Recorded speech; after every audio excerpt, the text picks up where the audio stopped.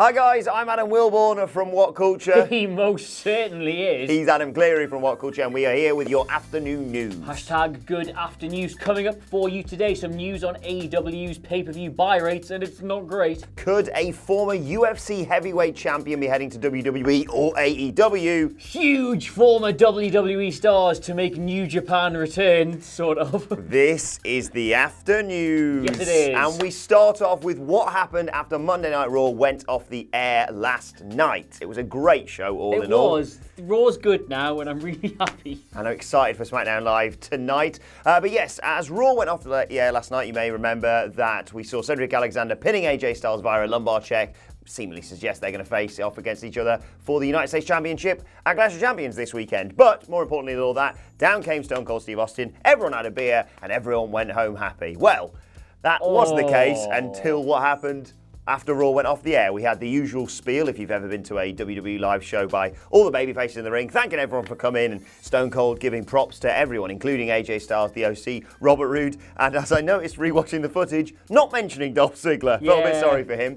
But anyway, he said, you know, I like you, best luck to all of you, etc., etc. That famous Austin catchphrase, I like you. And he said, come on in, AJ, come on, let's just put everything behind us, let's all get in and have one of my special beers. AJ Styles, as he'd been doing throughout the show, sort of baited in the audience with the what chants and said, what's wrong, can't you hear me, etc., etc., but eventually said, you know what, okay, let's put this all behind us. Stone Cold Steve Austin even said, come on, mate, we just want to have a beer.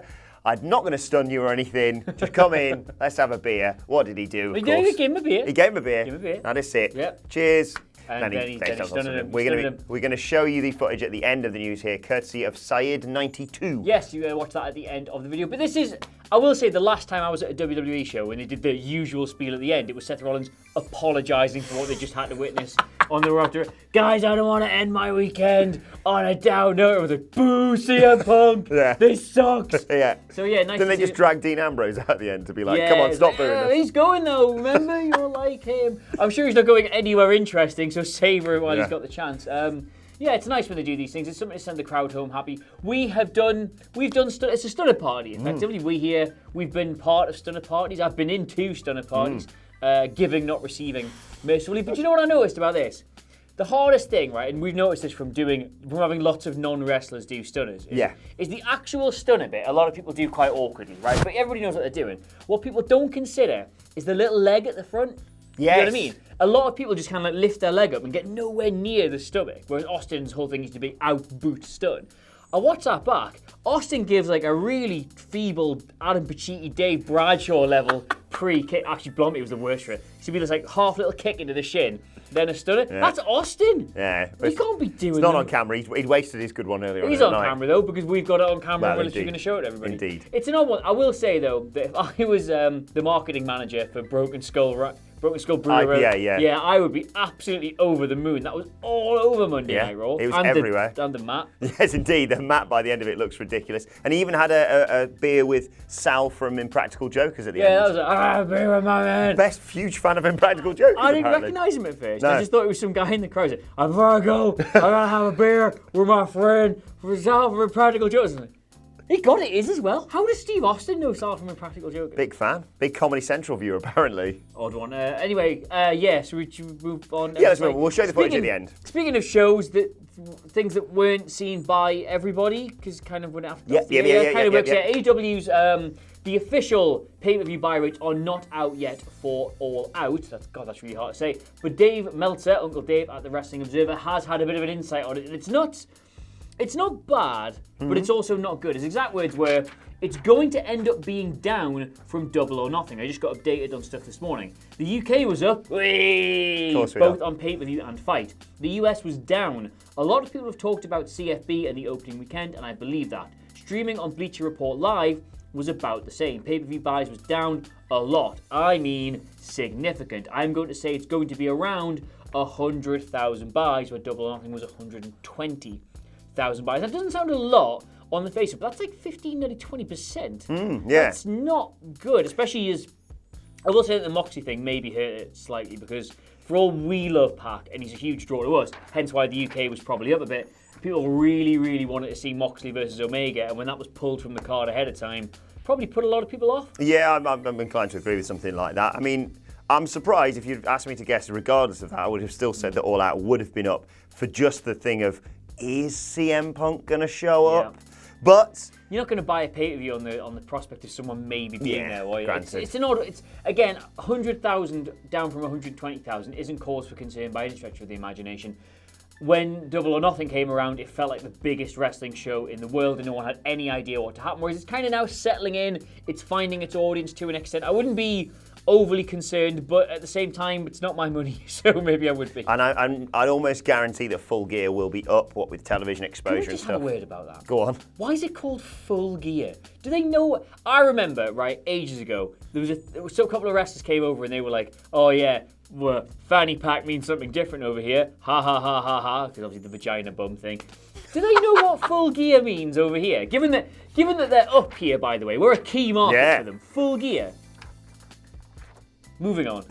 Let's move on and talk about a potential new signing for either WWE or AEW, someone who shone at a recent AAA show, that being Cain Velasquez, former UFC heavyweight champion, a man not to be messed with. Who?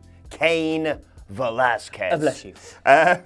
It is being reported, he was on Ariel Helwani's MMA show recently, and he was being questioned about, his future within the business, because obviously he's never really retired officially from UFC, although he has had numerous surgeries. But he, of course, competed with a mask on at a recent AAA show and blew people out of the water. Sorry, I mean, I don't know who this person is. Cain Velasquez. Cain Velasquez beat Brock Lesnar. Competed with a mask on. Yes. Cain Velasquez. Indeed. With a mask on. He did. Cool. He looked so good though. He was surprisingly good for, again, as I said, a former UFC heavyweight champion. Big lad, is he? The guy who beat the piss out of Brock Lesnar. Big lad. Yes. Competed with a mask on. Indeed. Called Cain. Yeah. No. Yeah, interesting.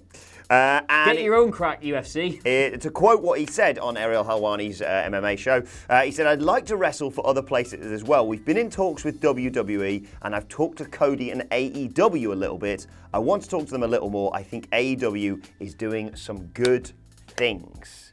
I mean, okay, I could say that. But I think Cain Velasquez even would be a phenomenal signing for either AEW or WWE, because the amount of times WWE want to present like a legit fight for Brock Lesnar, pick the guy who basically did end his reign as UFC heavyweight champion and just ruined him in UFC. We've got a big guy with a mask called Cain, though. Yeah, but he's in busy. my opinion, this one's not a mayor. They can't trade on nostalgia for that long. The nostalgia of people beating Brock Lesnar for fun and the nostalgia of big men in masks called Cain. It's been done, unfortunately. The guy needs his own patter. Indeed. He hasn't got any by the sounds of it. Well, if his AAA appearance is anything to go by, he will be a highly sought after. I don't care how many batteries he's bought, my friend. He's not the one for me. Anyway, speaking of trading on nostalgia, I have to hold my hands up here and call myself a little bit of a hypocrite. Because you remember, you were sat next to me at WrestleMania. Hogan came out, and whatever your opinion on Hogan is to one side, I was like, for God's sake, the amount of time this show's going to be, the amount of people that are competing for minutes in the spotlight, and they're dragging out some old figure of yesteryear just to try and get things over. Typical. Because, they've got all these guys that need their own spotlight, new talent that should be given the floor to that, and I was like, it's exciting to see Austin at Madison Square Garden, but for God's sake, build your own stars, etc., etc. Sat there this afternoon, I went, ooh, Rock and Roll Express are going to New Japan. This is exactly the same thing. Yes, this is the news release today that New Japan Fighting Spirit Unleashed will feature, amongst many people, including Lance Archer, the Rock and Roll Express. Do you know what the combined age is? The Rock and Roll Express. I'm not going to guess, actually, because I might offend them. 164. Wow. No, I made that up entirely. They'd be 80 if it was 164. Yeah, so I don't know what it is. I didn't look it up, but they're going to be on that tour. 120, I'd guess. Something like more that, yes. than But they're going to be on that tour September 27th and 28th in Massachusetts, New York, and Pennsylvania. Nelly remembered all of it. So yes, if you're a big fan of the Rock and Roll Express or just nostalgia in general, to be fair, I'm not even pulling my face about this. They've done stuff in New Japan in the past and have looked still really good. Yeah, for their surprisingly age, good. Yeah, so I don't know if you're in the area and you want to go see that. Be a good show. Hall of Famers, aren't they? Yeah. 2017 Hall of Famers. Yes, I did look that up as well. Yeah, just go see them. Yeah, absolutely. I'd go and see him. Would you actually? Yeah. Why? Because I get a trip to either Massachusetts, New York, or Pennsylvania. Good answer. Yeah, there we go. Let us know your thoughts on that and all of today's news stories in the comment section below. And don't forget to like, share, and subscribe. And subscribe to What Culture Wrestling on either iTunes, Spotify, or wherever you get your podcasts from for daily wrestling podcasts, including the news if you want to get it when you're out and about on the go. And you can send us Twitter questions for in the news in the morning. We're off to bed. Anyway, you can tweet them to us at WhatCulture WWE. How can people find you on Twitter, Adam Clery? Don't. Okay. After that. Adam Clery, Cleoy. Follow me at Adam Wilbourn. As I said, follow us all at WhatCulture WWE. I've been Adam Wilbourn. He's been Adam Clery. Thanks for watching. And this is the footage that we promised from the end of Raw. Enjoy it. 3, 2, 1. Da-da!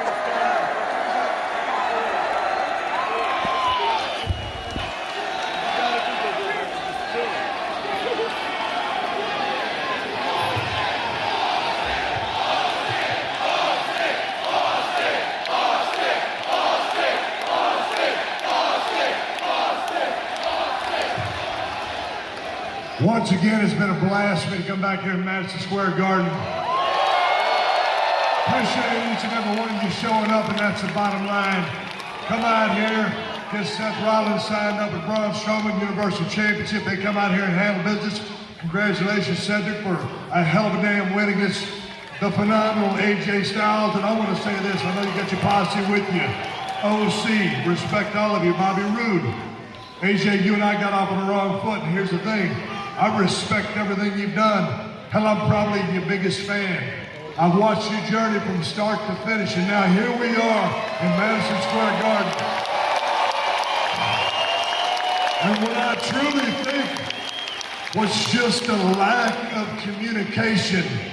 Just somehow we misunderstood each other, and I don't think that I want to leave here with any animosity or bad blood towards you. So I'm extending my right hand in friendship and offer you a cold Broken Skull IPA.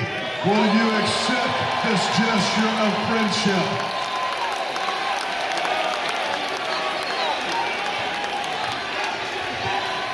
For friendship? Are those beers any good? I said, are those beers any good? What?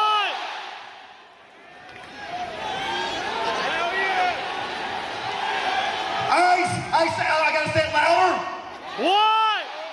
Are those beers any good? What? I can't say it any louder. Can I taste one? Can I enjoy one? I gotta get in there and shake your hand, okay.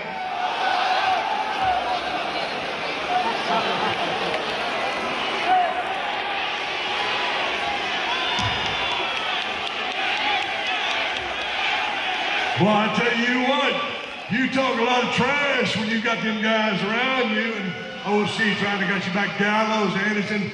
Y'all done been to my house. I know you like the back of my hand.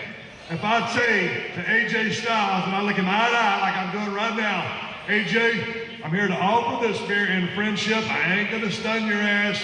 I just want to enjoy an ice cold beverage so that when you go your way and I go my way, that there ain't no animosity. And hey, would y'all like to see us shake hands and drink a beer? AJ, the people would like to see it.